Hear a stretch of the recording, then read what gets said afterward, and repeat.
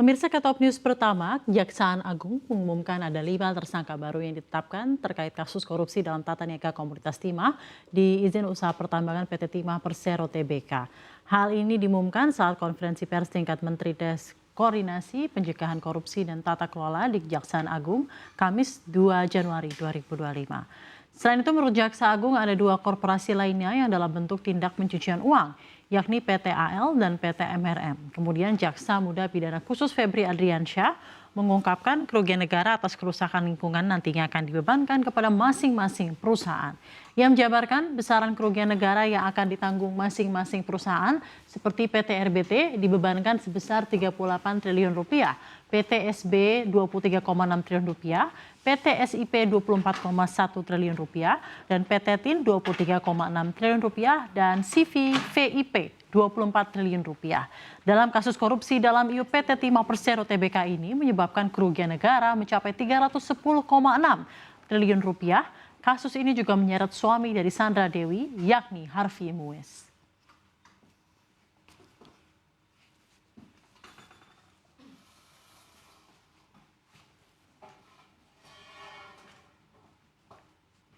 Ya, ke berita berikutnya, 3 shio yang diramal sial di 2025. Apakah salah satunya shio Anda?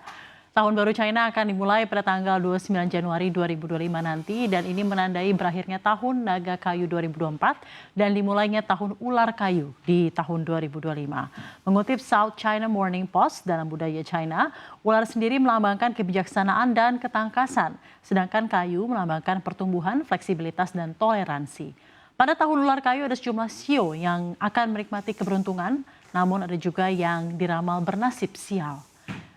Shio pertama adalah anjing. Dalam percakapan dengan JMA Network, ahli Feng Shui Maritz Allen mengungkapkan bahwa orang yang lahir di tahun anjing akan menghadapi tantangan. Mereka diramal akan menghadapi kesalahpahaman, pertengkaran, dan perselingkuhan. Bagaimana anjing dapat meningkatkan keberuntungan mereka? Di tengah jadwal kerja yang padat, shio anjing harus ingat untuk memanjakan diri dan menikmati hidup. Shio kedua adalah babi.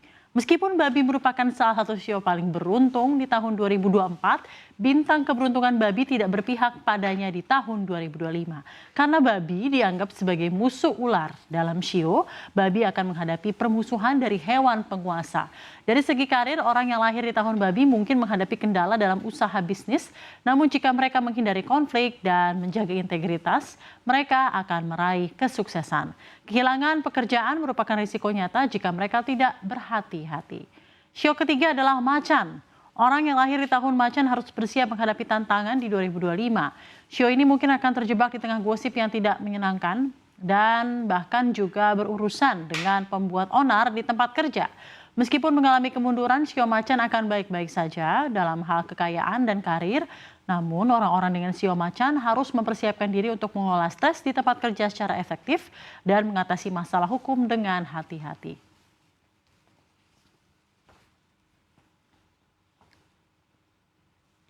Kita ke berita ketiga. Tahun 2025 diperkirakan menjadi periode yang penuh tantangan bagi pasar jagung di Asia termasuk Indonesia di tengah ketegangan perdagangan antara Amerika dan China.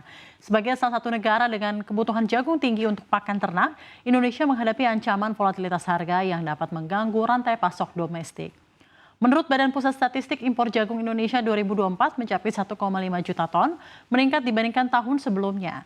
Kenaikan ini menunjukkan ketergantungan tinggi pada pasar global. Jika ketegangan Amerika Serikat China kembali memuncak, Indonesia perlu segera memperkuat ketahanan pasokan dalam negeri untuk mengurangi risiko harga yang melambung. Pasar domestik Indonesia juga akan terpengaruh oleh permintaan pakan yang terus meningkat. Proyeksi Departemen Pertanian Amerika Serikat USDA menunjukkan bahwa pada 2025 kebutuhan pakan ternak di Indonesia akan mencapai 11,2 juta ton, didorong oleh pertumbuhan konsumsi daging unggas.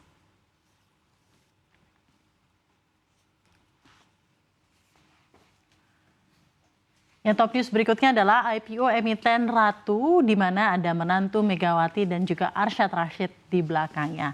PT Raharja Energi Cepu Tbk dengan emiten Ratu akan melantai di Bursa Efek Indonesia untuk pertama kalinya di 8 Januari 2024, pekan depan. Masa penawaran umum dimulai pada hari ini 2 Januari hingga 6 Januari 2024. Ratu mematok harga IPO di Rp1.150 dan menawarkan sebanyak 543 juta lembar saham yang setara dengan 20% dari total modal yang ditempatkan dan disetor penuh. Dari jumlah tersebut, sebanyak 190 juta lembar saham adalah saham baru yang diterbitkan oleh Ratu, mewakili 7% dari total modal yang ditempatkan. Sisanya yaitu 352 juta lembar saham merupakan saham divestasi milik Raja yang setara dengan 13% dari total modal yang ditempatkan. Perusahaan akan memanfaatkan dana yang diperoleh dari IPO untuk mendukung kegiatan operasional dan pengembangan usaha.